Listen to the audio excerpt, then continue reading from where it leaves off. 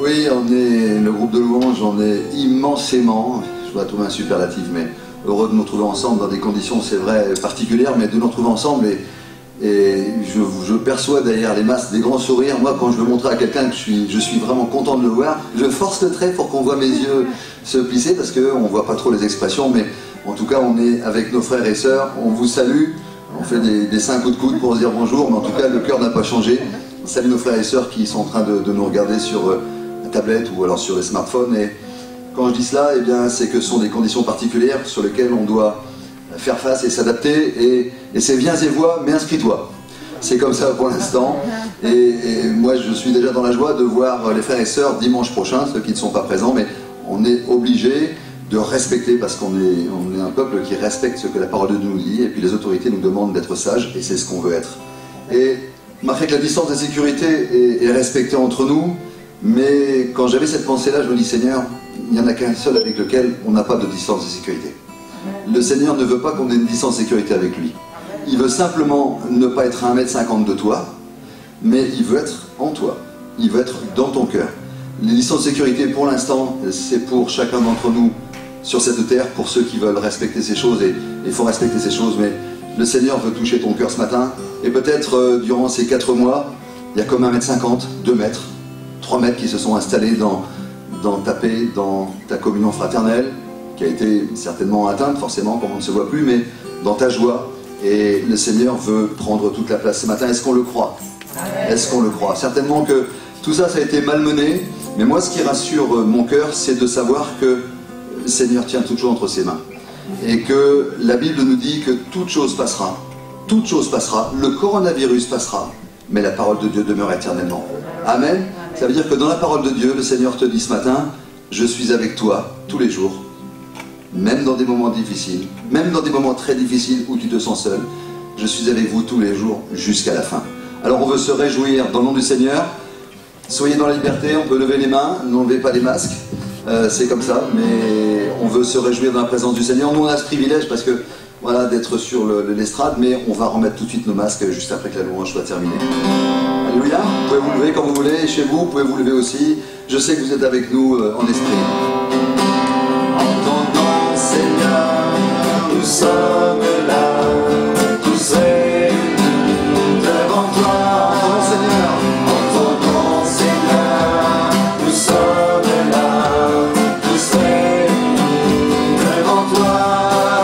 Honneur au Père, honneur au Fils, honneur à l'Esprit du Dieu Tout-Puissant. Honneur au Père, honneur au Fils, honneur à l'Esprit du Dieu Tout-Puissant.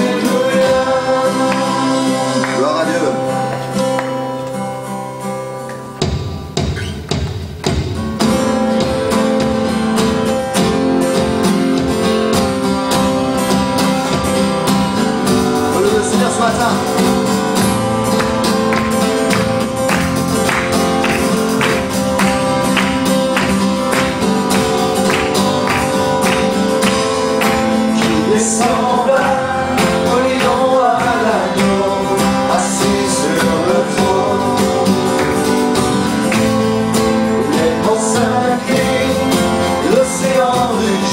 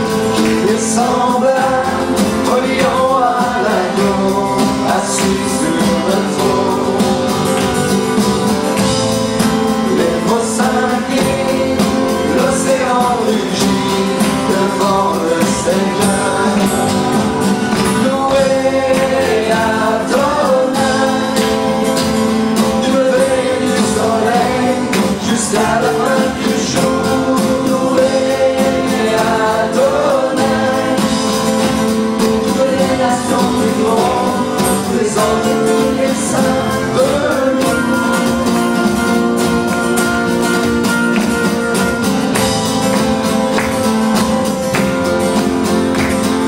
Merci Jésus. Qui est semblable une dernière fois.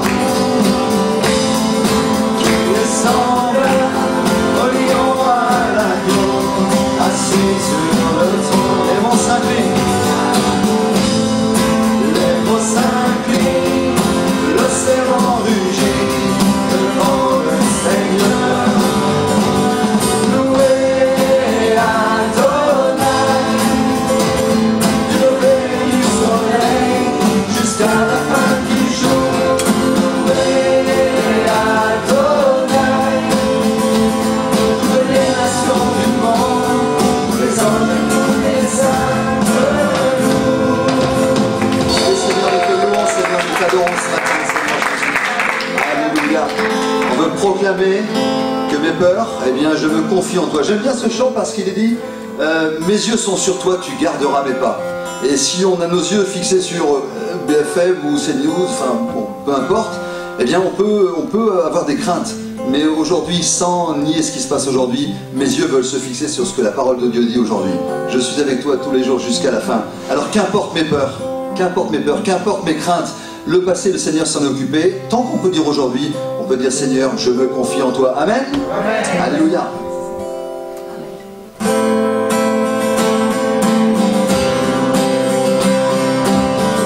Gloire à Dieu.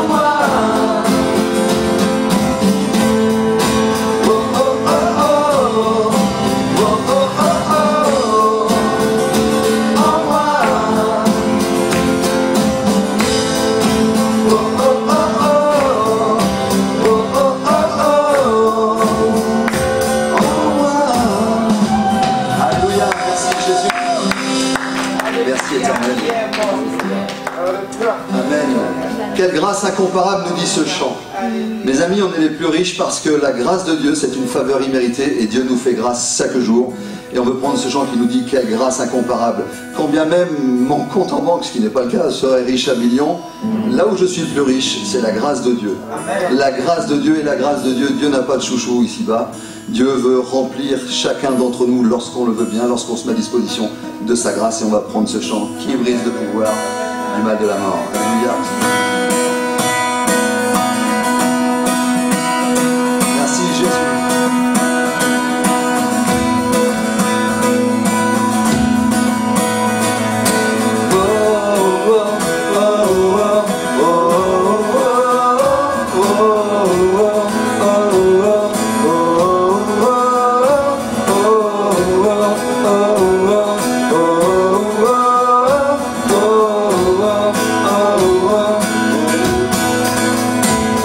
Qui brise le pouvoir du mal de la mort, qui aime d'un amour si puissant, si fort. C'est le roi de gloire, il est le roi des rois. Gloire à Dieu. Qui secoue la terre par un saint tonnerre, qui nous émerveille par tant de mystères. C'est le roi de gloire, il est le roi des rois. On le proclame ce matin. Quelle grâce incomparable, quel amour infini, que tu aies pris ma croix, que tu sois mort pour moi. Tu as payé le prix pour qu'enfin je sois libre. Oh Jésus, je te chante pour ce que tu as fait. Quelle grâce incomparable, on va le redire. Quelle grâce incomparable, quel amour infini, que tu aies pris ma croix, que tu sois mort pour moi. Tu as payé le prix pour qu'enfin je sois libre. Oh Jésus, je te chante pour ce que tu as fait. On va proclamer qu'il est digne. Digne est l'agneau immolé, digne est le roi vainqueur sur la mort. Digne est l'agneau immolé, digne est le roi vainqueur sur la mort. Digne est l'agneau immolé, digne est le roi vainqueur sur la mort. Digne est l'agneau immolé, digne est le roi vainqueur sur la mort. Digne est l'agneau immolé, Gloire à Dieu. digne est le roi vainqueur sur la mort. Digne est l'agneau immolé, digne est le roi vainqueur. Quelle grâce incomparable, quel amour infini, que tu aies pris ma croix, que tu sois mort pour moi. Tu as payé le prix pour qu'enfin je sois libre. Oh Jésus, je te chante pour ce que tu as fait. Une dernière fois, quelle grâce incomparable. Quelle grâce incomparable, quel amour infini, que tu aies pris ma croix, sois mort pour moi. Tu as payé le prix pour qu'enfin je sois libre. Oh, Jésus, je te chante pour ce que tu as fait.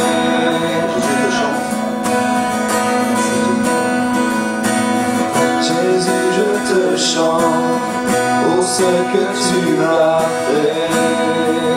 Merci Seigneur, l'immensité de ta grandeur, Seigneur. Merci Seigneur pour ce que tu fais.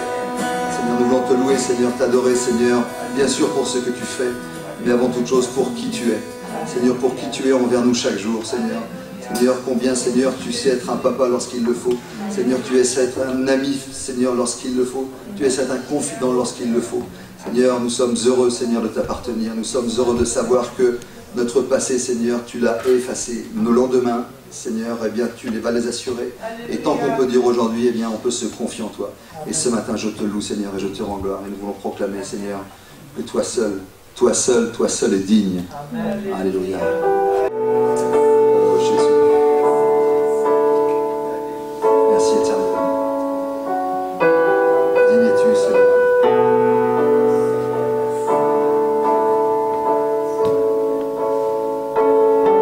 L'immensité de ta grandeur me montre que je ne suis rien.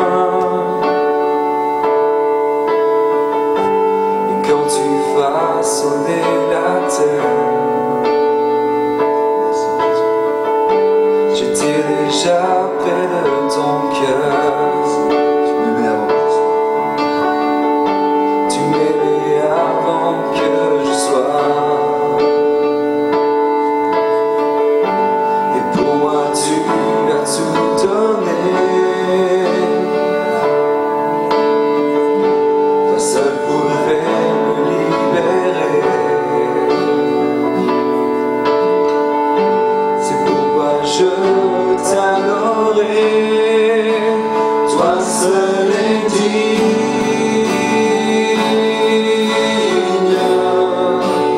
de recevoir louange et gloire pour l'éternité. Toi seul est digne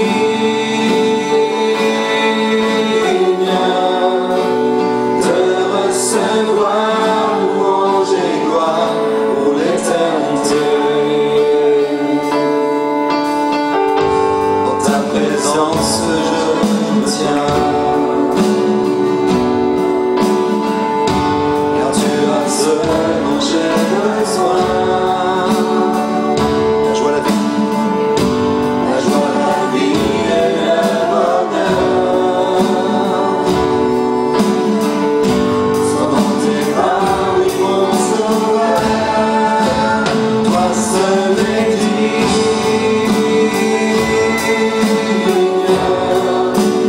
de recevoir louange et gloire pour l'éternité. Toi seul est digne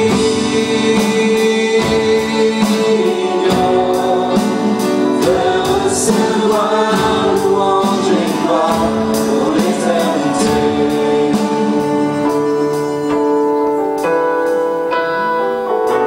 Merci Jésus. Merci pour ta présence.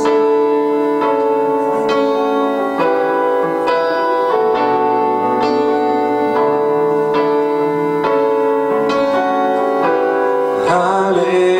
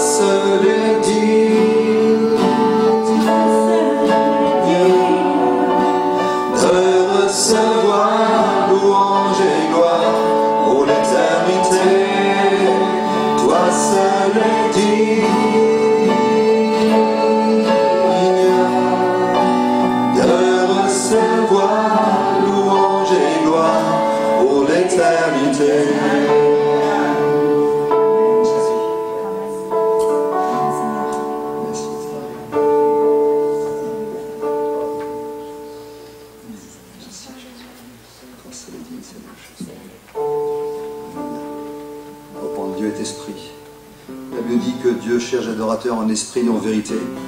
Et c'est pas compliqué, c'est pas compliqué. Le Seigneur te dit ce matin, ouvre ta bouche et je la remplirai. Et même si tu te sens tout seul derrière ton smartphone ou derrière ta tablette, sache que tu n'es pas seul. Dieu est avec toi dans ta chambre, dans ta salle à manger, où tu te trouves. Et il cherche simplement des adorateurs qui le cherchent en esprit, en vérité, et je dirais même presque avec simplicité. Lorsqu'on fait un pas vers Dieu, Dieu en fait 1000 vers toi. Et peut-être que dans ces 4 mois qui t'ont quelque part mis un peu de côté, séparé de Dieu, le Seigneur attend qu'une chose, attend un mot de toi. Et que tu lui dises, Seigneur, viens dans ma vie, prends toute ma vie. Seigneur, je ne veux pas de distance de sécurité avec toi. Distance de sécurité avec ceux qui m'entourent, oui, mais avec toi, Seigneur, je veux que tu sois proche de moi. Je veux que tu remplisses mon cœur. Et je veux que tu bannisses la crainte qui peut-être est dans mon cœur. Et je veux que tu me rassures chaque jour. Seigneur, David savait revenir devant le Seigneur. C'est pour ça que David était un homme selon le cœur de Dieu. Parce que lorsqu'il faisait quelque chose qui déplaisait à Dieu, il savait revenir à Dieu. Et si tu as besoin de revenir à Dieu, fais-le dans la simplicité. Et le Seigneur va combler ton cœur d'une manière que tu n'imagines même pas. Dieu est esprit. Dieu est esprit. Et il faut que ceux qui l'adorent en esprit et en vérité. L'adorent en esprit et en vérité. Proclamez ce matin, Dieu est esprit. Et il faut que ceux qui l'adorent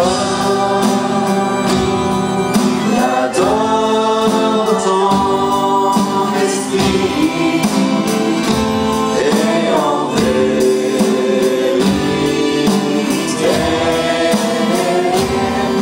L'adorent en esprit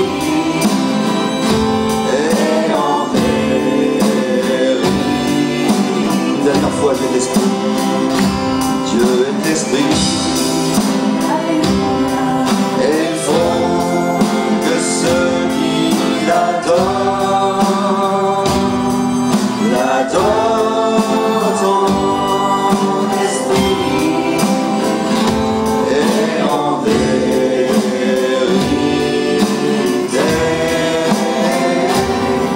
L'adorent en esprit et en vérité.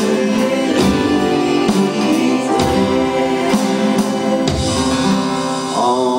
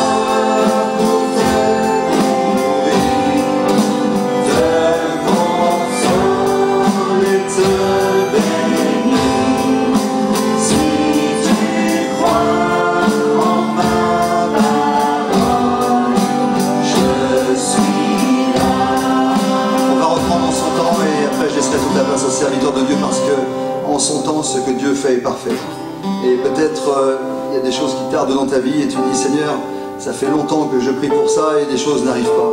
Mais sache que lorsque Dieu fait quelque chose, c'est en son temps ce qu'il fait est parfait. Et moi, je suis d'une nature impatiente. Et dans ma vie, parfois j'ai prié, et enfin pas parfois, mais tous les jours, on dit Seigneur, ben, les choses vont pas assez vite. Et oui, peut-être c'est pas votre cas, mais je veux me confier dans le Seigneur en disant Seigneur, en ton temps, ce qu'il fait est parfait. Et dans tous les domaines de ta vie, en ton temps, ce que Dieu fait est parfait. Et le principal, et quand il a dit Seigneur, prends toute ma vie, qu'elle soit dès aujourd'hui pour toi une mélodie en ton temps. Lorsqu'on donne sa vie à Dieu, c'est pas qu'on devient un illuminé, c'est pas qu'on devient quelqu'un qui est inabordable, c'est quelqu'un qui sait pourquoi il est là et qui sait vers qui il va. Alléluia. Et je dis Seigneur, merci parce que tu as fait ça pour moi, tu as fait ça gratuitement et tu as fait ça dans ta grâce. Alors, comme une prière peut-être ce matin, tu puisses dire en ton temps ce que tu fais est parfait.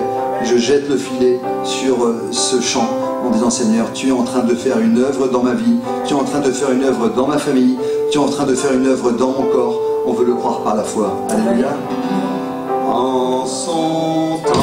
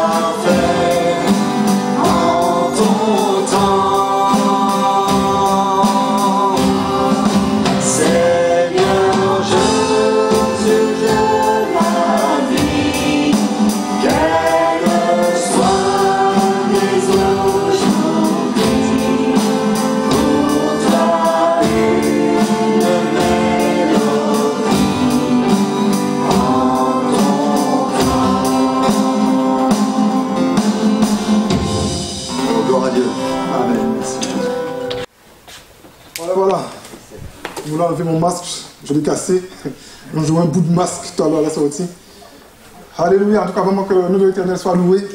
Et en son temps, il fait toutes choses parfaitement. Alléluia. Je suis toujours heureux quand je vois Espérance et André ensemble. Toujours heureux parce que je sais que par rapport à leur activité, c'est vraiment compliqué. C'est vraiment difficile, mais je suis toujours heureux de les voir quand ils peuvent, bien sûr, être là à deux. Et souvent, en fait, ils se... Quand c'est un, c'est pas l'autre. Quand c'est l'autre, c'est pas l'autre. Ça a du sens, ça? Bon. Mais je suis heureux de les voir ensemble avec nous ce matin. En tout cas, vraiment que le nom de l'Éternel soit loué. Alléluia. Prions un instant. Seigneur Dieu de grâce, de miséricorde, nous bénissons, Seigneur, ton nom. Merci, Seigneur, pour ta fidélité, Seigneur, ton amour, Seigneur. Merci parce que tu t'es engagé avec nous, Seigneur, et quelque part, Seigneur, notre combat, Seigneur, c'est ton combat. Et Seigneur, tu vois, Seigneur, autour vraiment de tout ce coronavirus, Seigneur, tu vois toute cette paralysie, Seigneur, qui a pris place. Et petit à petit, Seigneur, le monde, Seigneur, se déconfine à certains endroits, d'autres endroits non. Mais Seigneur, nous te demandons vraiment de nous guérir vraiment de cette paralysie. Seigneur, je prie vraiment que le coronavirus, Seigneur, ces 4 mois sans église, Seigneur, ne nous ait pas affectés, Seigneur, mais plutôt, Seigneur, ait alimenté, Seigneur, notre foi. Et que vraiment chacun, Seigneur, soit passé par des temps, Seigneur, de réflexion, des temps, je dirais, de rétrospection, Seigneur, pour ta gloire, Seigneur, pour te plaire encore davantage. Merci encore, Seigneur, pour ce temps béni que nous pouvons passer ensemble. Et Seigneur, ce matin, Seigneur, nous voulons vraiment profiter de chaque minute, de chaque seconde, Seigneur, que nous pouvons passer à t'adorer ensemble dans ce temps de communion. Que ton nom soit loué, béni, dans le nom puissant de Jésus. Amen. Amen. Alléluia. En tout cas, vraiment que le nom de l'Éternel soit loué. C'est vraiment la reprise, mais je suis comme allez, un enfant de 4 ans qui est content de retourner à l'école pour jouer avec ses copains, sauf qu'on n'est pas venu jouer, mais je suis heureux. Alléluia, je suis heureux. Et profitons vraiment de chaque temps, parce que quelque part, nous sommes ici ensemble aujourd'hui, mais je parlais avec quelqu'un ce matin, les choses changent tellement vite. Les choses évoluent tellement vite, nous ne savons pas ce que sera dans 2 semaines, ce que ça va être dans 1 mois, nous ne savons pas ce que ça va être à la rentrée de septembre, mais nous savons une seule chose, c'est que Dieu, il est au contrôle. Amen. Dieu, il est au contrôle et nous lui faisons confiance. Et nous voulons vraiment aussi, comme c'est le premier culte, aussi voilà, penser aussi, hein, dans ces 4 mois, nous avons quand même... nous sommes passés quand même par des choses assez compliquées. Hein. On a perdu notre frère Christian Defrère. On a une veuve du coronavirus, notre sœur Anne-Marie, qui n'a plus Christian avec elle. Mais nous voulons vraiment bénir vraiment cette femme, quelque part qui a passé ces temps assez courageusement, mais aussi avec beaucoup de détresse. Hein. On peut imaginer sa détresse. Tout le monde est confiné, personne ne peut voir personne. Ce n'est que des coups de fil. Et encore aujourd'hui, il faut quand même faire attention, on ne fait pas ce qu'on veut. Mais on veut penser à notre sœur. On a aussi notre frère Pascal qui a conduit la louange, qui était gravement affecté. Hein, pendant plus d'1 mois, il était à la maison. Après 1 mois, il est parti à l'hôpital. Mais voilà, Dieu a fait grâce à notre frère et nous sommes vraiment reconnaissants pour cela. Nous voulons vraiment bénir Dieu. Ça n'a pas été facile. À droite, à gauche, il y a beaucoup de personnes par rapport au test qui s'est avéré, qui ont parmi nous, qui ont eu aussi le coronavirus. Mais quelque part, Dieu a fait grâce. Ça n'a pas été trop loin pour certains, mais pour d'autres, quand même, ça a été très loin quand même, hein, très loin. Mais voilà, ceux qui ont été affectés, beaucoup de ceux qui ont été affectés ici, c'était dans une période trouble, c'était dans une période même qu'on mourait, on nous renvoyait à la maison. C'était un peu comme ça à une époque. Hein. Aujourd'hui, on prend, mais avant, il fallait ne plus respirer pour téléphoner les urgences. Là, je peux peut-être ouvertement, même si c'est filmé, dire que pour moi, c'était de la bêtise. Mais bon, c'était comme ça et beaucoup d'entre nous sont passés par là, cette période où voilà, on mourait, on nous envoyait à la maison. Mais Dieu a fait grâce. Dieu a fait grâce. On veut aussi, comme je l'ai rappelé aussi la semaine dernière, on veut aussi avoir vraiment un cœur aussi de reconnaissance. Hein, au milieu de nous, il y en a un aujourd'hui, mais au milieu de nous, il y a pas mal de gens qui travaillent dans le milieu hospitalier.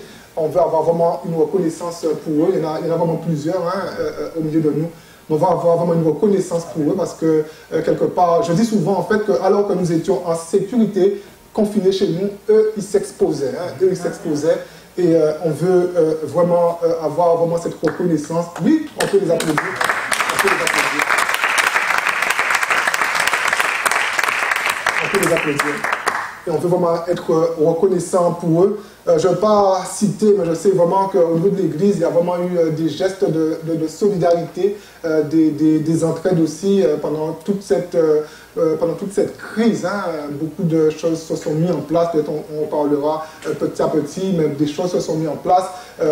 Voilà, je veux aussi bénir Dieu aussi pour aussi le groupe de jeunes, hein, beaucoup aussi pendant ces temps, je sais, hein, bon, après je parle, mais je sais que beaucoup ont travaillé en fait leurs dons et quelque part je suis aussi reconnaissant, c'était ça aussi on peut dire le bon côté entre guillemets du confinement, hein, des jeunes qui se sont entraînés, hein, je veux dire, moi je me rappelle avant d'entrer au ministère, bien avant que j'allais Dieu m'appelait, je suis passé par des entraînements aussi, parfois je prêchais devant un miroir, ça peut paraître drôle, mais c'était mon entraînement à moi.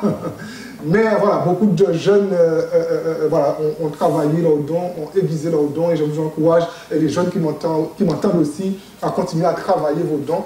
Si vous savez que Dieu vous a appelé, faites des choses. Vous savez, avant de prêcher, j'ai préparé des messages de la Bible que j'ai jamais prêché, mais parce que j'étais pas encore, Dieu n'avait pas encore ouvert des portes, mais parfois dans ma chambre, avec un cahier, ma Bible, j'apprenais à rédiger des messages que je ne savais même pas quand est-ce que j'allais prêcher ces messages. Je ne savais même pas si j'allais les prêcher un jour, je ne les ai même pas prêchés. Mais c'était mon entraînement, j'aiguisais mon don, je priais aussi pour mon don, je priais pour mon futur. Donc je bénis Dieu aussi pour tout cela. Et aussi pour le courage aussi des jeunes. Hein. Les réunions ont été vraiment tourmentées. Je veux aussi remercier Alicia aussi, qui nous a aidé beaucoup par rapport à la jeunesse. Bon, c'est un peu tourmenté, mais voilà, mais Dieu fait grâce. Voilà, il y a Théo aussi, parmi les jeunes, qui a aidé aussi par rapport à la louange pendant tous ces 4 mois. Et voilà, nous bénissons Dieu avec le groupe de jeunes en avance. Les enfants, on n'a pas pu mettre en place un programme, ça c'est à mon grand regret, mais ça demande beaucoup de choses, mais c'est pas trop tard, on va essayer de calculer ça encore. J'en parlais avec un jeune dernièrement. Il y a des choses qui viendront quand même, parce que je suis forcé de constater avec les enfants que les cultes, en fait, on a beau dire ils aiment Dieu, mais c'est pas adapté aux enfants. Hein. Je sais que Timéo, la louange, il va suivre la louange, mais après il décroche. Hein. Il regarde les instruments, il regarde, il s'amuse à dire Théo a volé mon chant. mais après il part, hein, quand papa commence à prêcher, ou Lionel aussi à prêcher, on perd Timéo. Donc, quelque part, voilà, les programmes, mais voilà, on va essayer de voir comment, parce que même là, on ne sait pas, comme on dit, on ne sait pas est-ce qu'en septembre, nous pouvons accueillir les enfants, est-ce qu'on fonctionne le jour, et quand on arrive à prendre du terrain, on prend du terrain, quand on ne peut pas, on ne prend pas. Donc on ne sait pas, par rapport aux enfants, qu'est-ce que sera septembre. Mais en tout cas, je vous encourage vraiment à prier vraiment pour l'avenir de l'Église, à prier vraiment pour les autorités.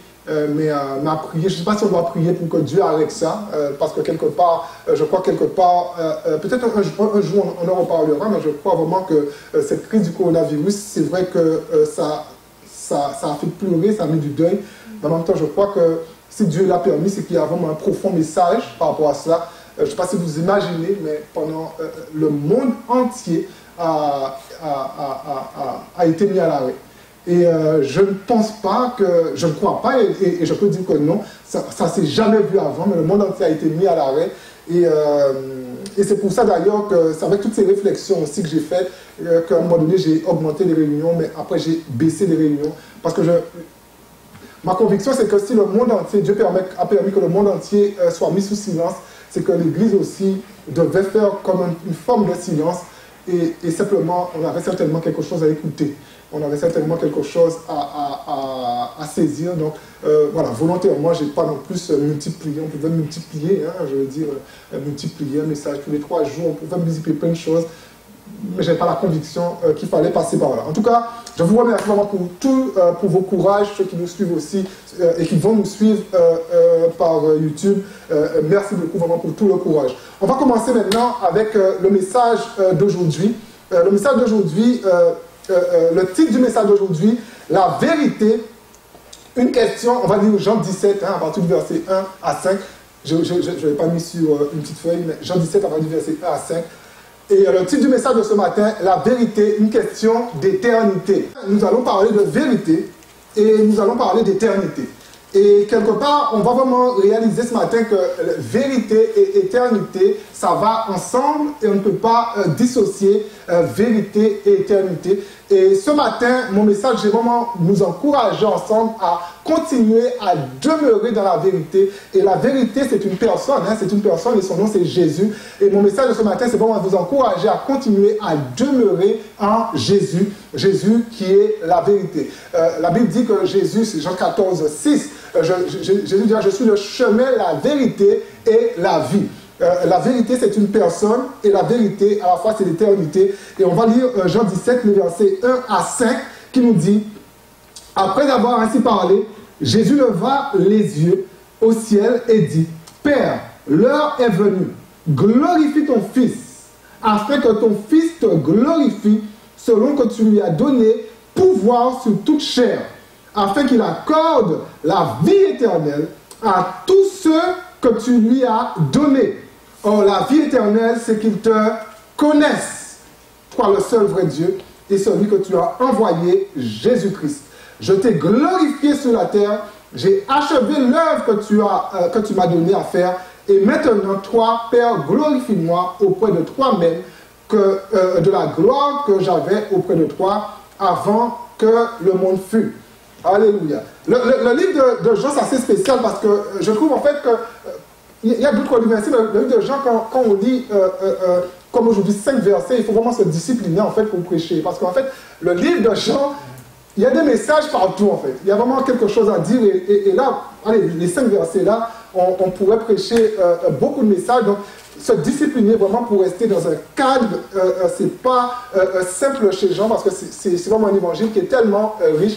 Mais ce matin, je voudrais que nous prenions ensemble conscience que la vérité est question de vie ou de mort.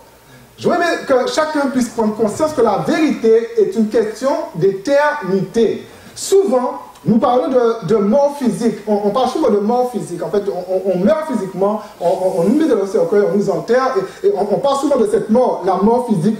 Mais j'ai envie de dire ce matin, il y a aussi une mort qui est bien plus tragique, qui est la mort spirituelle, qui est cette séparation avec Dieu. Et croyez-moi, la mort spirituelle fait beaucoup de victimes. Beaucoup de victimes.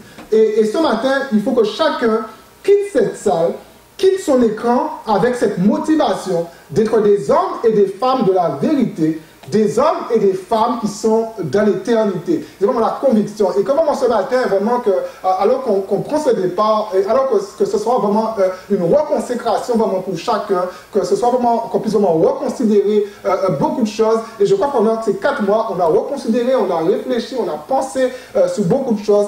Et ce matin, que ce soit un nouveau départ, une reconsécration pour nous. Frères et sœurs, c'est la vérité qui nous a franchis et c'est la vérité qui va nous ouvrir la porte de l'éternité et rien d'autre. Pas le mensonge. Satan, c'est le père du mensonge. Le mensonge est là pour nous perdre. Le mensonge est là pour nous accabler. Le mensonge est là pour nous décourager. Le mensonge est là pour nous mettre toute espèce d'idées. Mais la vérité nous a franchis. La vérité nous booste, la vérité nous encourage, la vérité nous fortifie, la vérité nous ouvre la porte pour l'éternité. Jésus dirait aux disciples en Jean 8, le verset 32, vous connaîtrez la vérité et la vérité vous affranchira. Vous connaîtrez la vérité et la vérité vous rendra libre. Vous connaîtrez la vérité vous rendra libre pour l'éternité. La vérité libère. La vérité ne nous met pas sous un esclavage. La vérité, en fait, ne nous met pas sous un fardeau. La vérité ne nous met pas sur une condamnation. La vérité, en fait, nous affranchit. La vérité nous rend libres. Et la vérité nous projette dans l'éternité. C'est la vérité qui nous libère. C'est la vérité qui nous propulse dans l'éternité avec Dieu. Mes derniers messages, mardi dernier, le message était « Tout peut défaillir, sauf notre foi qui est basée sur la vérité. » Tout peut défaillir, sauf notre foi, cette foi qui est fixe, cette foi qui est stable, cette foi qui est basée vraiment sur un rocher. Tout peut défaillir, sauf notre foi. Et mon premier point de ce matin, ne pas connaître la vérité se résulte en ténèbres. Quand on ne connaît pas la vérité, on est dans les ténèbres. Et ne pas connaître la vérité se résulte en ténèbres. L'évangile de Jean fait bien la distinction, et c'est tellement formidable, l'évangile de Jean fait la distinction entre lumière, ténèbres, Satan, entre beaucoup de choses en fait qui paraissent être un peu antagonistes comme ça, qui se battent entre elles, mais l'évangile de Jean fait beaucoup de distinctions, notamment entre ténèbres et lumière. Et ici dans notre texte, ne pas connaître la vérité, c'est littéralement marcher dans les ténèbres. Et les ténèbres, frères et sœurs, c'est quoi? Les ténèbres, en fait, sont un symbole, en fait. Quand on parle de ténèbres dans la Bible, les ténèbres sont avant tout un symbole. Les ténèbres, c'est pas une histoire où on voit rien du tout et tout. C'est juste un symbole spirituel, en fait, une noirceur spirituelle. Les ténèbres sont un symbole biblique pour désigner tout ce qui est anti-Dieu. C'est-à-dire tout ce qui va s'opposer à Dieu, tout ce qui va s'opposer à la volonté de Dieu, tout ce qui va s'opposer à l'Église, tout ce qui qui va s'opposer à l'œuvre de Dieu. Les ténèbres, c'est tout ce qui va s'opposer aux enfants de Dieu. C'est vraiment ça. Et il ne faut pas s'attendre, en fait, imaginer en fait quelque chose de noir et tout. Même quand on parle de lumière, ténèbres et tout, c'est vrai que, mais il faut pas imaginer. Et c'est vrai que quand on allume une bougie, il fait clair, c'est pas ça. Mais il ne faut pas s'imaginer ça. Mais les ténèbres, c'est juste une atmosphère spirituelle. C'est juste quelque chose, en fait, qui s'affronte à l'église. C'est juste quelque chose, en fait, qui ne veut pas que vous veniez à l'église. C'est juste quelque chose, en fait, qui ne veut pas que vous pardonniez à vos frères, à vos sœurs. C'est juste quelque chose, en fait, qui ne veut pas, en fait, que vous donnez vos vies à Jésus. C'est juste quelque chose qui ne veut pas que vous partagez le message de l'évangile. C'est juste quelque chose qui ne veut pas que je me tienne ici en train de prêcher. C'est juste quelque chose qui ne veut pas ce matin, qui ne voulait pas ce matin que le groupe de louanges se réveille pour être là. C'est juste quelque chose qui ne voulait pas, je dis ce matin, que Alicia vienne et filme. C'est juste quelque chose qui ne voulait pas que la sœur soit là. C'est ça les ténèbres. Les ténèbres, c'est plus en fait qu'on ne voit rien. Mais les ténèbres, en fait, c'est vraiment une atmosphère. Les ténèbres, vraiment, c'est une oppression. Les ténèbres, vraiment, c'est quelque chose, en fait, qui m'empêche à m'engager. Les ténèbres, en fait, c'est ça que quand je veux m'engager, mais je recule. Quand je veux m'investir, mais je recule. Et c'est ça, les ténèbres. Et l'Église est appelée à vaincre les ténèbres en Jésus-Christ. L'Église est appelée à combattre les ténèbres parce que dans les ténèbres, il n'y a que mensonge. Frères et sœurs, Satan, c'est le père du mensonge. Les ténèbres, c'est mensonge. Il n'y a pas de vérité dans les ténèbres. Et quelque part, j'ai beaucoup l'habitude de dire en fait que Satan, c'est le père du mensonge. Ça signifie quelque part en fait que Satan n'a pas de règlement en fait. Avec Satan, il est menteur. Ça veut dire en fait que tous les coups sont permis. Et il faut s'imaginer parfois, même la vérité de la bouche de Satan, c'est mensonge. Parce qu'il peut même utiliser la vérité. Quand il a tenté Jésus, il a utilisé la vérité. Quand il a tenté Adam et Ève, a-t-il menti? Il les a trompés avec la vérité. Il leur a dit la vérité. Ça veut dire que même la vérité de Satan, c'est un mensonge. Ça veut dire en fait, frères et sœurs, ce ne sont pas toutes les vérités qui sont bonnes à prendre. Mais faisons attention quand nous captons la vérité, que c'est une vérité en fait qui vient du cœur de Dieu. Et c'est pour ça, frères et sœurs, des fois il faut faire attention. Moi en fait, si vous voulez, je suis bizarre. J'aime la Bible, mais ça peut m'arriver de rencontrer des gens qui vont me citer des versets bibliques et ça n'aura pas d'impact sur ma vie. Ça n'aura pas d'impact dans mon cœur. Parce que Satan connaît la Bible mieux que moi. Ça fait des milliers d'années qu'il existe. Il était proche de Dieu. Il connaît tout ce que je connais. Et il connaît plus encore. Donc ça veut dire, en fait, il y a des gens qui vont venir vers moi avec des versets bibliques. Je vais dire, ok. Mais quelque part, c'est un mensonge. Frère et sœurs, il y a des mensonges qui viennent de la Bible. Mais ça dépend qui porte. Frères et sœurs, là je suis en train de dire, c'est le messager qui compte. Pas, souvent en fait, frères et sœurs, nous laissons en fait envahir, nous laissons séduire en fait par ce que dit le messager et nous examinons pas le messager. Nous n'examinons pas le cœur du messager.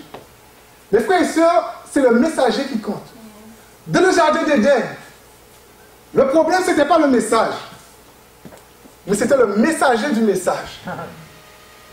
Quand Jésus a été tenté dans le désert, le problème, ce n'était pas le message, mais c'était le messager du message.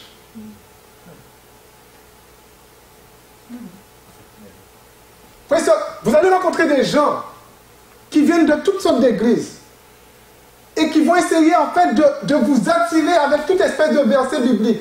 Regardez au messager. Regardez au messager. Combien de gens en fait qui ne se sont pas fait séduire?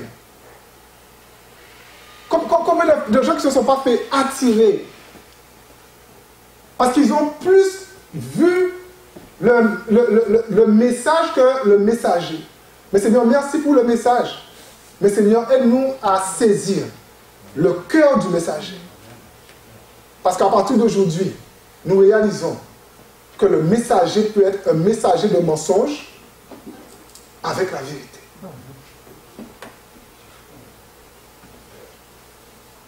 Messager de mensonge avec la vérité. Les ténèbres s'opposent à Dieu. Parce que les ténèbres ont pour Dieu le diable. Nous voyons ça en 2 Corinthiens 4, les versets 3 à 4. Je vais le lire. Mais si 2 Corinthiens 4, les versets 3 à 4.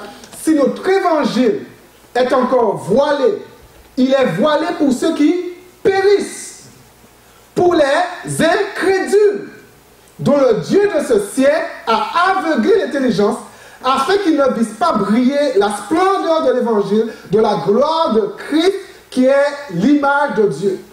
Ici, dans le texte, comment le Dieu des ténèbres fonctionne?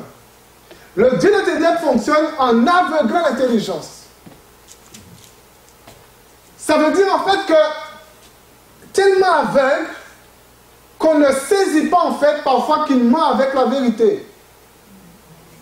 Et quelque part, il y a un texte qui me vient en tête parce que la Bible dit en fait que là où le premier Adam a échoué, le deuxième Adam a réussi.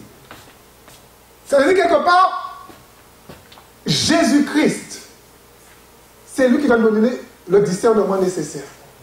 Parce qu'il n'a pas échoué. Il n'a pas échoué. On est venu devant lui avec la Bible, mais il n'a pas échoué.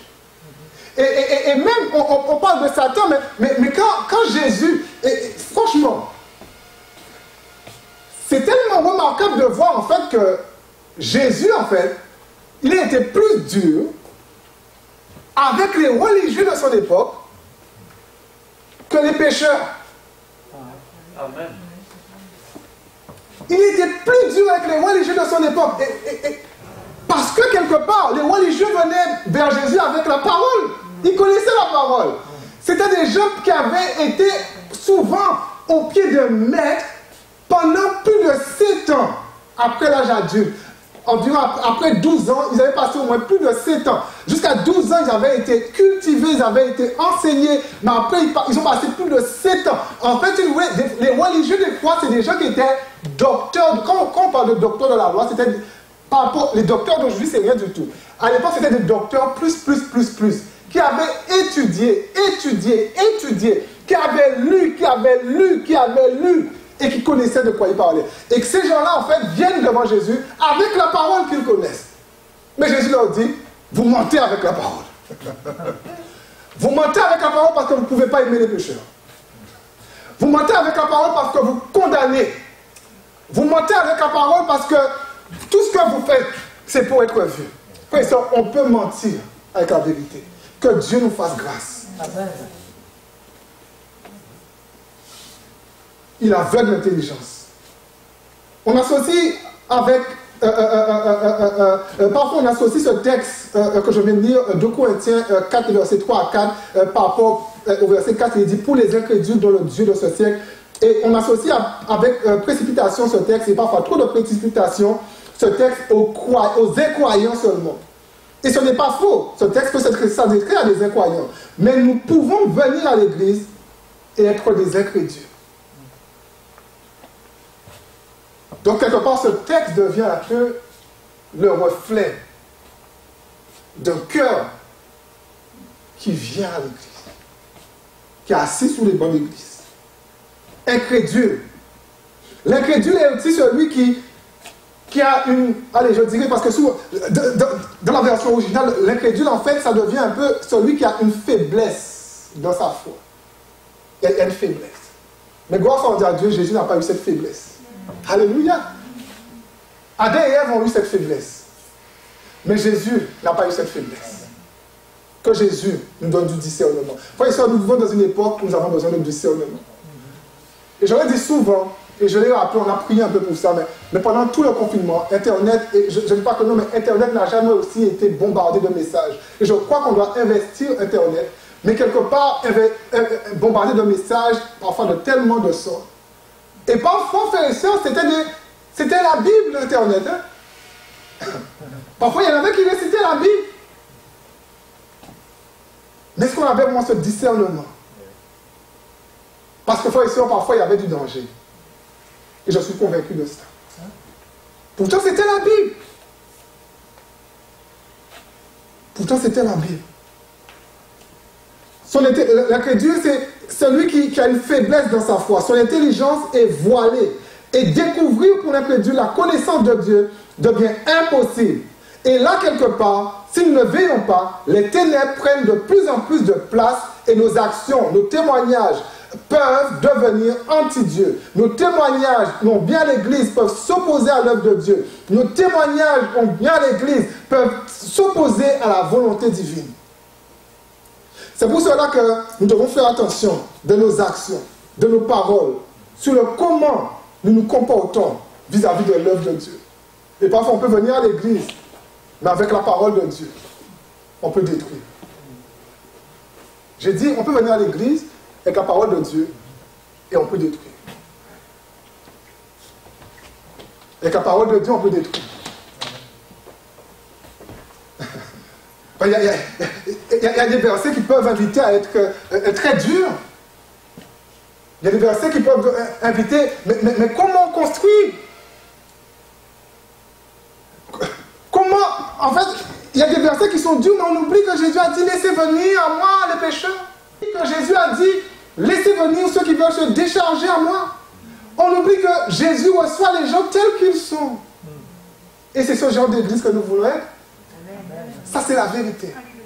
Et ça, les religieux n'ont pas pu le faire. Donc Jésus les tapait.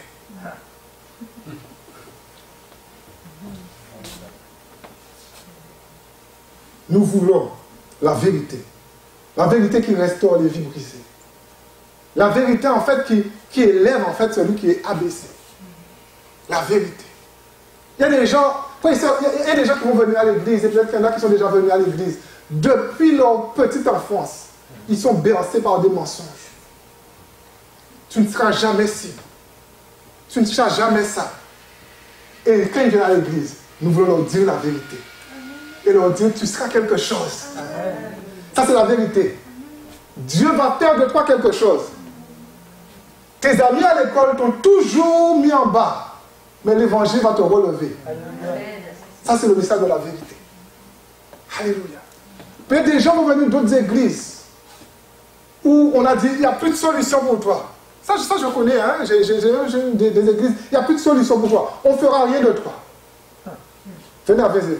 On fera quelque chose de toi. On sera patient. Ça va prendre 1 an, 2 ans, 3 ans, 10 ans, mais nous allons travailler, on fera quelque chose. Amen. Alléluia. Parce que la vérité ne condamne pas, mais la vérité relève. Et quelque part, quand on expose la vérité aux gens, les gens changent. Alléluia. La vérité, Jésus, quand on l'expose aux gens, les gens changent. Je vous disais à les gens, on peut aller à beaucoup d'endroits, mais nous sommes en train d'aller à beaucoup d'endroits, mais que Dieu me fasse grâce ce matin, mais je crois vraiment que la parole est prêchée. Ce n'est pas notre cas ici, mais on peut être à l'église et s'opposer à son œuvre. Et cela, quelque part, s'appelle marcher dans les ténèbres. Au temps de Jésus, je l'ai déjà dit en haut, mais il y avait beaucoup de religieux. Il y avait des gens d'apparence, ils faisaient l'œuvre de Dieu. Des hommes de loi, d'apparence, ils connaissaient.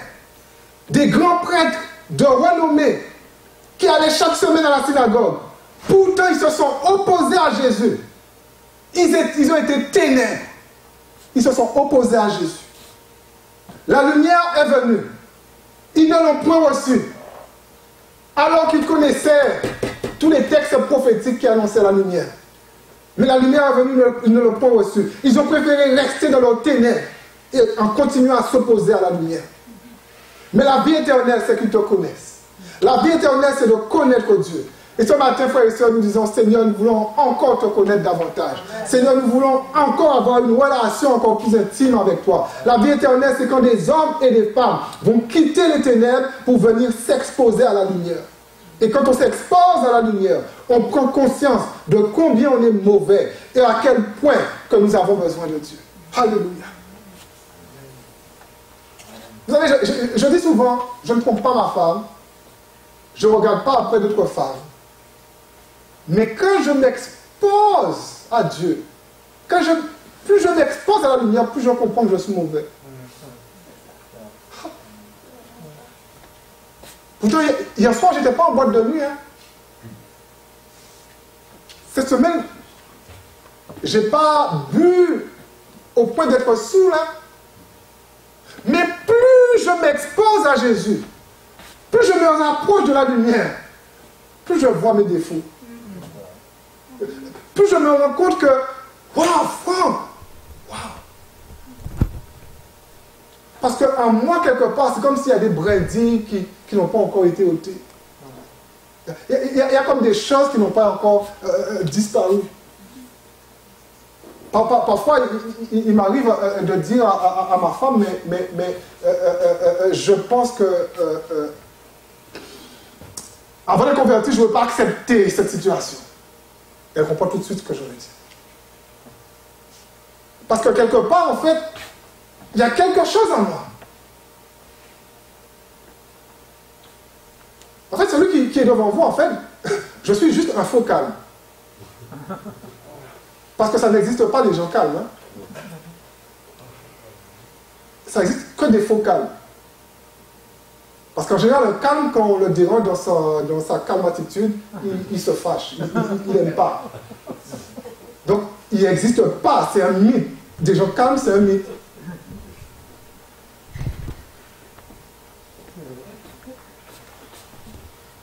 Et quelque part, quand je viens à la lumière de Dieu, je vois de plus en plus que je suis un faux calme.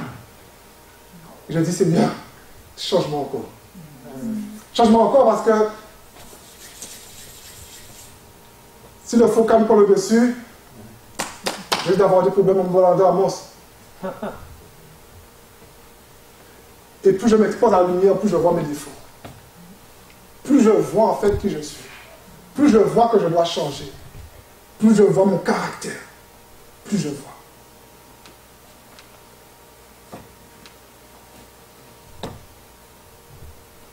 La vérité, c'est qu'ils se connaissent. Et alors qu'on a découvert tel qu'il est, Jésus, nous nous battons avec, alors qu'on n'a pas pardon. Waouh, c'est la reprise, difficile. Alors qu'on n'a pas découvert tel qu'il est Jésus, alors nous nous battons avec nos propres forces, nos propres efforts. Nous nous battons parfois avec notre orgueil. On se bat avec ce qu'on pense connaître. Et nous devenons exactement comme les religieux autour de Jésus. La vérité, c'est que dans la Bible, il n'y a aucune pensée qui nous enseigne que les ténèbres sont égales en puissance avec la lumière. Il n'y a aucun texte qui nous dit que les ténèbres sont égales en puissance. La lumière va toujours briller dans les ténèbres. Dans peu importe les ténèbres, on allume une petite bougie, on voit. Les ténèbres engendrent la mort. Mais la lumière, frère et sœurs, engendre la vie. La Bible dit que la lumière est venue pour vaincre les œuvres des ténèbres. Pendant que je préparais ce message, j'ai eu cette conviction que des gens qui suivent ce message de près ou de loin sont comme paralysés. Il y a vraiment comme une paralysie qui est là. Il y a vraiment que on n'arrive pas à avancer. Vous êtes dans la lumière, mais le diable a réussi à vous faire croire que votre vie est ténèbres, que rien ne va pour vous. Et là, l'espoir a disparu dans votre cœur. Il y a des gens ici ou de loin, l'espoir a disparu. Le diable a réussi à mettre tellement de culpabilité. Le diable a réussi à mettre tellement d'épines. On n'arrive plus à croire. Vous savez, j'aime tellement dire, vous, de loin ou de près, vous avez quelque chose pour Dieu. Vous savez, quelque part, j'écoute Phare FM souvent et tout, et dernièrement, il y avait une femme qui prêchait, et j'ai tellement apprécié, en fait, par rapport au semeur qui sème et tout. Et de ce texte-là, cette femme a ouvert mes yeux. Et la conclusion de cette femme a été la suivante. Quand elle a analysé ce texte, elle a découvert, en fait, qu'au final, chaque personne a une bonne terre. Et souvent on critique, mais chacun a une bonne terre. Chacun a quelque chose pour faire pousser et tout, mais c'est quelque part, on doit cultiver cette bonne terre. On doit alimenter cette bonne terre, mais tout le monde a un bon support, tout le monde a quelque chose de bon, tout le monde a quelque chose de correct. Je dis, ce n'est pas le diable vous enterrer. Vous êtes dans la lumière, mais le diable a réussi à vous faire croire que votre vie est ténèbre. Vous savez, c'est normal de passer par des épreuves. Mais ce n'est pas normal de manquer de l'espoir. Parce que Dieu, il est espoir. Il est notre espoir. Mon deuxième point, je sais que je n'avance pas vite, je n'ai même pas encore dit à quelle heure j'ai commencé. Tant mieux. Non. La vérité, mon deuxième point, la vérité, c'est reconnaître qu'en dehors de Dieu, il n'y a pas de vérité. Je sais, mon titre est bizarre, je le redis encore. La vérité, c'est reconnaître qu'en dehors de Dieu, il n'y a pas de vérité. Ici, nous avons comme une invitation, nous avons comme un appel à rejeter, frères et sœurs, toutes les idoles qui voudraient prendre la place de Dieu dans nos vies.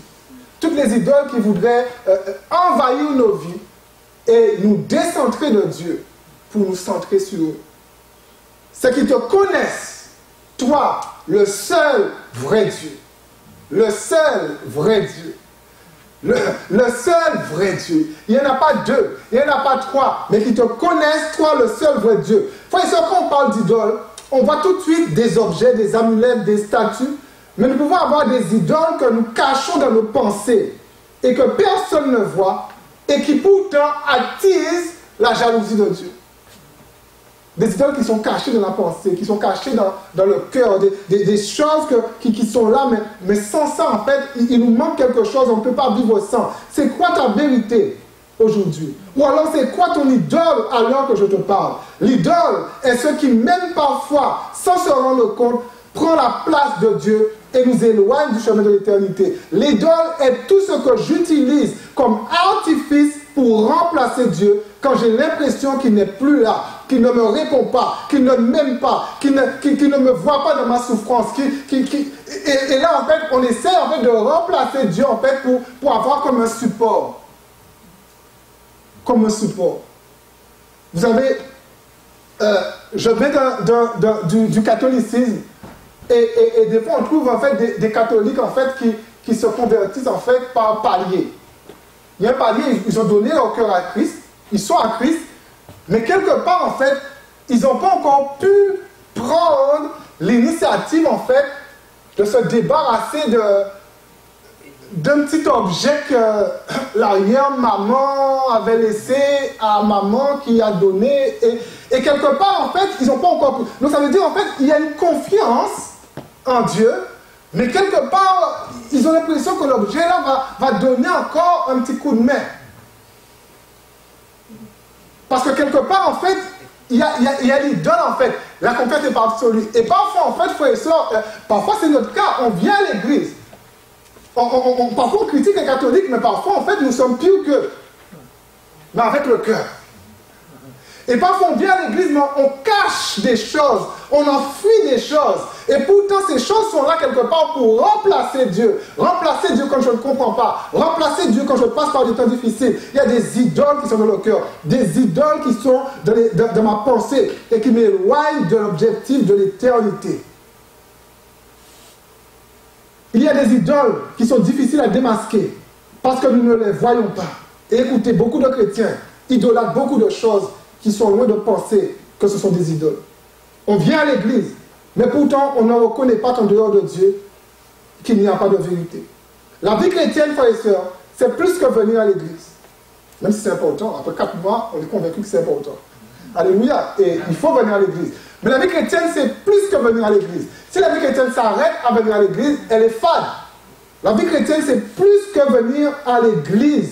C'est plus que ça. Même si la Bible nous invite à le faire. Il y a des gens qui n'ont pas de statue sur leur table de chevet, mais ont pour idole parfois l'échec. Oui. Il y en a qui disent, mais vous dites comment, pasteur? Oui, il y a des gens qui ont pour idole l'échec. Oui, et je leur dis l'échec. Il y a des gens qui aiment échouer. Ils aiment juste échouer parce que quand ils échouent, le pasteur est là. Donc je continue à échouer pour que le pasteur soit là.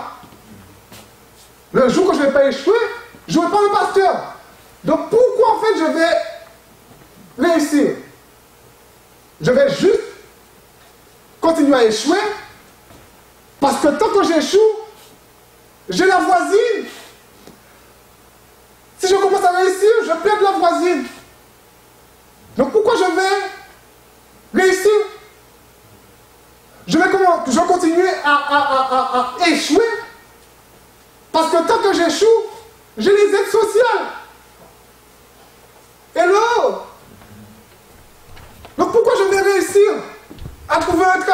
pour me réveiller tous les matins. Les autres ça, je peux dire bye bye. Et il y a des gens qui aiment rester dans l'échec. Parce qu'en fait, ils recherchent tout le temps une dépendance à l'autre. Une dépendance à un système. Mais je déclare en fait que nous sommes dépendants de Dieu. Amen. Et que Dieu ne nous appelle pas à échouer. Dieu ne nous appelle pas à échouer. Je veux dire à quelqu'un ce matin que ta destinée n'est pas dans l'échec, mais Dieu t'appelle à rentrer dans le succès. Et je veux vraiment déclarer sur la vie de quelqu'un ce matin que la vie éternelle, c'est que tu connaisses Dieu et celui que tu envoies, et celui qui l'a envoyé par son Saint-Esprit. Et il va vous aider à marcher dans le succès. Et dans le même cadre aussi, on peut parler de succès aussi. Parce que, quelque part, le succès, il y a des gens, en fait, qui, leur idole, sont leur succès, en fait. Parce que, quelque part, le succès met sur eux les projecteurs. Donc, il faut que je réussisse. Et c'est des gens, parfois, qui fabriquent des succès. Là où il n'y a pas de succès. Juste pour que les projecteurs soient sur eux. Et ils vivent comme ça. Et ça devient, en fait, une idole. Ils créent des succès là où il n'y en a pas. Et quand ils réussissent, on voit plus leur succès que Dieu lui-même. Le succès est devenu leur idole. Écoutez, Dieu veut que vous ayez du succès. Mais vos succès sont là pour glorifier son nom. Et pas votre nom. Pas notre nom. Je crois que Dieu veut que nous puissions avoir du succès. Et quelque part, dans l'échec, il y a du succès. Il ne faut pas croire que parce qu'on échoue, parfois, il n'y a pas de succès. Et ça, il faut voir. Peut-être un jour, on en reparlera. Mais dans l'échec, il y a du succès. Dieu veut qu'on réussisse. Dieu veut qu'on ait du succès dans toutes nos entreprises. Mais c'est pour glorifier son nom. Non pas pour que ce succès puisse devenir comme une idole, mais pour glorifier son nom. Vous savez, Dieu est un Dieu jaloux. Il veut que Jésus prenne toute la place dans nos vies.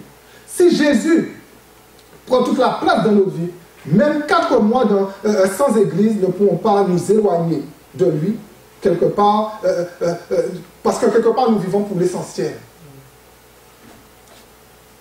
La vérité est une question de vie ou de mort. Sommes-nous accrochés ce matin à la vérité? Vous choisissez la vérité, vous vivrez. Vous refusez la vérité, vous allez mourir. Jésus, il est 100% Dieu, mais il a dit qu'en Jean 14,6, je suis le chemin, je suis la vérité, je suis la vie. La vérité ne se partage pas avec les idoles. En dehors de Dieu, il n'y a pas de vérité. Cela signifie quoi? Pas de Jésus, pas de vie. Pas de Jésus, pas de vie. Si c'était un chant officiel, la même chose au GTF, il y avait un chant que les étudiants chantaient, No Jesus, no life. Pas de Jésus, pas de vie. Et sur ça, la Bob Marley, le chant qui dit No woman, no cry. Je ne sais pas si c'est encore la mode ça. No woman, no cry. No Jesus, no life. Pas de Jésus, pas de vie. Alléluia. Pas de Jésus, pas de vie. Et ça, c'est la vérité. C'est peut-être un encouragement pour plusieurs ce matin pour examiner sa vie avec Christ. Et ce matin, pouvons-nous nous examiner? Là où nous sommes derrière les écrans, pouvons-nous nous examiner? On a tellement facile, des fois, de pointer les nouveaux convertis du doigt, mais on peut être surpris de voir comment des fois des chrétiens de longue date se laissent piéger en donnant à de la futilité la place de Dieu dans nos vies. Vous savez, c'est un combat, mais je me bats tous les jours pour garder aujourd'hui la même passion que j'avais le jour de ma conversion. Afin de ne pas laisser vraiment des idoles en fait venir m'amoindrir. Et c'est un combat parce que c'est pas facile. Mais c'est pas facile, mais je veux pas dire un jour que je me rappelle les beaux jours quand j'étais jeune converti. Je pouvais prier pendant des heures. J'avais une capacité de témoigner. J'avais une capacité de servir Dieu et on devient quelque part ça c'est un message pour un jour, des chrétiens nostalgiques. Après je vais recevoir un message chrétien nostalgique. Il ne faut pas être des chrétiens nostalgiques. Mais il y a aujourd'hui quelque chose de plus glorieux que hier. Et mon dernier point, soyez patients, ça va aller vite. L'éternité, c'est connaître l'éternité. Il est bizarre le titre de mon point, oui encore, mais Dieu est l'éternité. Cela signifie que si nous voulons l'éternité, nous devons vouloir Dieu. Vous savez, il y a tout un courant de personnes qui ne veulent pas de Dieu, car ils savent quelque part que s'ils s'engagent avec Dieu, ils auront des choix de vie à faire, et quelque part, ils ne veulent pas de Dieu. On a beau leur dire en fait que viens et Dieu te donnera la force, la capacité, et tu vois, petit à petit ta vie va changer, petit à petit tu vas te détourner, mais viens tel que tu es. Mais ces gens-là en fait ne viennent juste parce qu'ils ne veulent pas en fait perdre, abandonner ce qu'ils sont. Ils ne veulent juste pas abandonner ce qu'ils sont. Moi je ne sais pas pour vous, mais moi à un moment donné, avec le temps, j'ai abandonné la boîte de nuit. Il y a d'autres choses que j'ai abandonnées parce que quelque part, en fait, Dieu m'a appelé à avoir cette vie vraiment de changement. Et encore aujourd'hui, j'abandonne certaines choses. Quand je viens à la lumière de Jésus, de Dieu, il y a des choses que j'abandonne. Ces gens veulent de et parfois, c'est des gens qui veulent l'éternité, mais au fond ne veulent pas Dieu. Et beaucoup de gens sont ainsi. Et j'espère vraiment, et j'espère que l'église, il n'y a pas de personnes ainsi dans l'église, mais des gens en fait qui veulent juste l'éternité, mais qui ne veulent pas Dieu. Des gens en fait qui veulent juste assurer leur éternité. Mais Dieu reste dans ton coin, ne m'embête pas, je veux juste la vie éternelle. Je veux être béni, mais je ne m'engage pas, car je sais que m'engager peut être, à un certain niveau, me coûter. Me coûter peut-être mes amis qui ne viendront plus auprès de moi. Me coûter d'abandonner peut-être mes dépendances. Me coûter peut-être d'abandonner mes péchés auxquels je suis tellement attaché. Alors je préfère suivre Jésus sans le suivre. Pas d'engagement. Mais les 4 mois que nous avons passés sans église ont montré une seule chose. C'est que tout peut basculer très rapidement. Restons attachés. Restons attachés, restons fidèles. Ça peut basculer tellement vite. Quand il y a des gens qui avaient... À Carillon, il y a un homme, et avec ma femme, quand on est ému quand on parle de cet homme qui a eu le coronavirus, et c'est un homme, en fait, le frère, il était sportif, il faisait du sport et tout, et avec Manu, on se disait, pour nous, c'était une évidence, en fait, que le frère allait juste se relever. Il était sportif, il prenait soin de lui, il marchait beaucoup, plus que moi. Et le frère est décédé. Tout me basculait tellement vite. Restons attachés à la vie. Restons attachés à la lumière. Restons attachés à l'éternité. Vous savez, en dehors de Jésus, en dehors de l'éternité, c'est plus que le coronavirus. Le coronavirus a tué. Mais le coronavirus, il n'a pas réussi à séparer les enfants de Dieu de Dieu. Amen. Le frère est décédé, mais il est dans l'éternité. Christian de frère est décédé, mais il est dans l'éternité. Alléluia. Le coronavirus a tué, mais il n'a pas réussi à séparer les enfants de Dieu de l'éternité. Par contre, la Bible dit en Romains 6, 23, car le salaire du péché, c'est la mort. La mort. Cela signifie que toutes ceux et celles qui sont en dehors de Jésus sont hors de l'éternité et sont spirituellement sans vie. Mais Jésus nous dit, la vie éternelle, c'est qu'ils te connaissent. C'est qu'ils connaissent celui qui est la vérité. Connaître, c'est plus que réciter, je leur dis encore des versets bibliques à chaque phrase. Et je suis désolé de le dire, mais je le crois ça. C'est bien d'apprendre des versets bibliques par cœur, et voilà, s'il y a des gens qui, quand ils vont le faire, c'est bien. Mais les ressortants à toutes les phrases ne signifient pas connaître Dieu. Et je l'ai déjà dit ici, que quand la Bible nous dit, et on va parler de connaître, quand la Bible nous dit Adam connut Ève et enfanta, j'aimerais dire en fait qu'on va réaliser que Adam ne s'est pas amusé à regarder Ève dans les yeux. Il y a plus que ça. Et quand on dit que la vie éternelle, c'est qu'ils te connaissent, le même principe est là en fait. Adam a découvert l'éternité de Ève, et Ève, non, l'éternité. Adam a découvert l'intimité de Ève, et Ève a découvert l'intimité d'Adam. Ils se sont connus. Frère, c'est quand on dit que Dieu nous transforme. Frère, ça c'est la nouvelle naissance. Quand on vient dans l'intimité de Dieu, et Dieu vient de notre intimité, c'est la nouvelle naissance. On engendre la vie. On vit en Dieu. La connaissance n'est pas intellectuelle seulement, mais la connaissance est dans l'intimité. Mais aussi notre mission, frères et sœurs, elle n'a pas changé. Et notre mission est toujours d'inviter des hommes et des femmes à rentrer dans la connaissance de Dieu. Prions pour ces gens-là, des gens qui n'ont pas encore rencontré l'intimité de Dieu. Prions pour eux, intercédons pour eux. Et même si quelque part, on ne peut pas faire rentrer beaucoup de personnes à l'église, mais je le dis ce matin, l'église n'est pas fermée au niveau, vous me dites, et un dimanche, on va trouver un petit coin pour eux. Mais on continue en fait à encourager des nouveaux à venir à l'église. On continue à prier pour les inconvertis. Parce que le coronavirus en fait n'a pas en fait confiné la foi. Les gens peuvent encore croire, les gens peuvent encore se tourner vers Jésus, les gens peuvent encore se donner à Dieu. Toutes les personnes disent connaître Dieu, mais au fond, rien ne se passe entre eux et Dieu, dans l'intimité.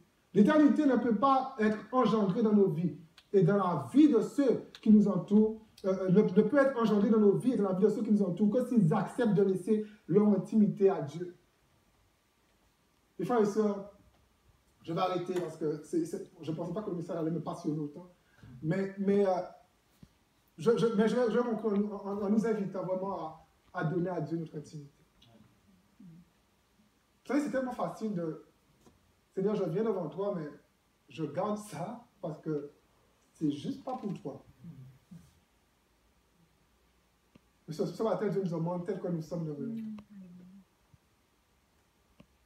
Vous savez, ce que je refuse de donner à Dieu, Dieu l'a déjà vu avant même que je refuse de le donner à Dieu. Il ne me sert à rien de cacher Dieu des choses. Appelle-nous à venir avec tellement d'authenticité dans la présence de Dieu. Ne soyons pas, et pendant le confinement, j'ai utilisé ce mot dans un message, ne venons pas comme des hypocrites devant Dieu. Et le mot que j'avais utilisé, c'est hypocritos, et aujourd'hui on a tout le masque, mais dans le grec, en fait, l'hypocritos, en fait, c'était celui, en fait, qui portait un masque, en fait, pour jouer une scène de théâtre, en fait. C'est-à-dire qu'il jouait une scène, il jouait un rôle. Il n'y avait rien de vrai, en fait. C'était juste un acteur.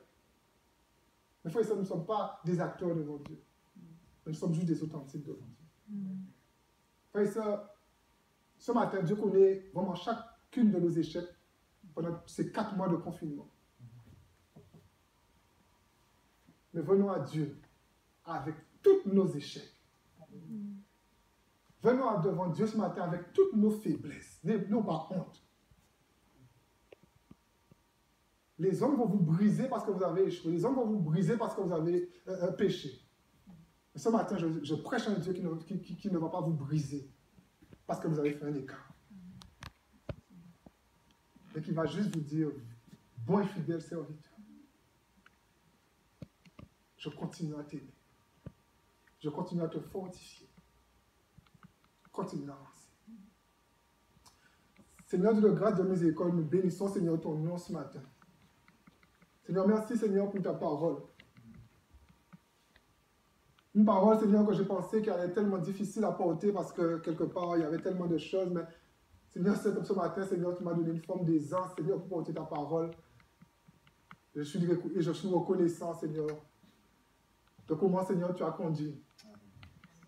Seigneur, je te dis vraiment merci, maman, pour tous les rajouts que tu as mis dans ce message. Des rajouts parfois qui ont été longs.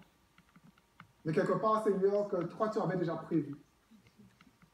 Et Seigneur, ta parole ne retourne pas à toi sans avoir produit son effet.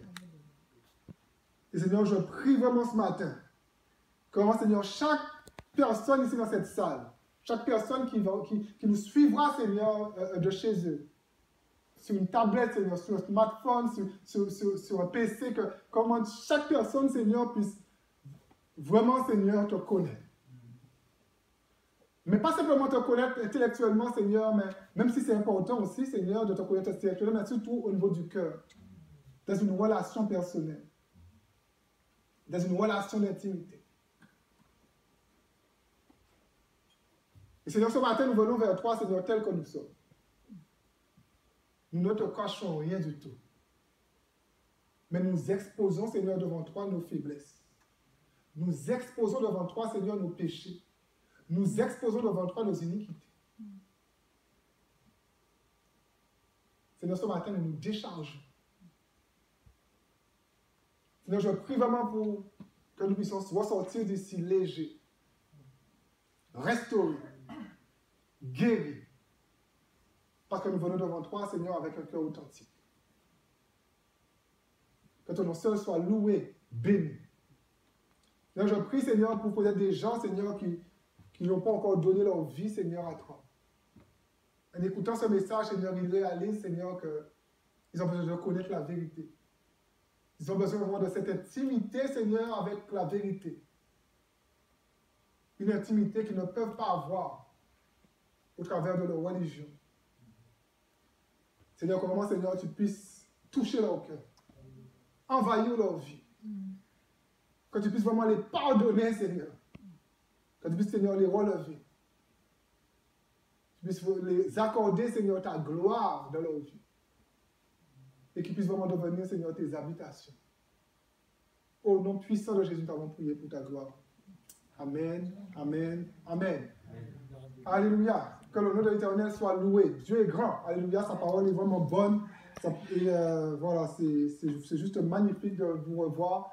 Je ne prêche plus à des chaises vides, mais ça commence à se remplir. Je suis vraiment dans la joie. En tout cas, vraiment, soyez bénis. Et comme je dis mardi, il n'y aura pas de panier pour les offrandes, juste pour éviter les contacts. Mais si vous avez des offrandes, mettez dans le tronc qui est juste sur la table sono. Et ensuite, les frères vont comptabiliser tout ça. Et voilà. Et à la fin de la réunion, c'est vrai que c'est troublant. Je dis beaucoup de choses troublantes, mais moi aussi, ça me fait un peu mal de dire ça. Je sais qu'on aime se voir, mais voilà. Si on peut éviter vraiment tous des attroupements vraiment dans l'église, éviter les contacts, on part. C'est difficile de le dire. Mardi, ça n'a pas été suivi totalement et je peux comprendre. On a juste envie de se parler, juste envie de...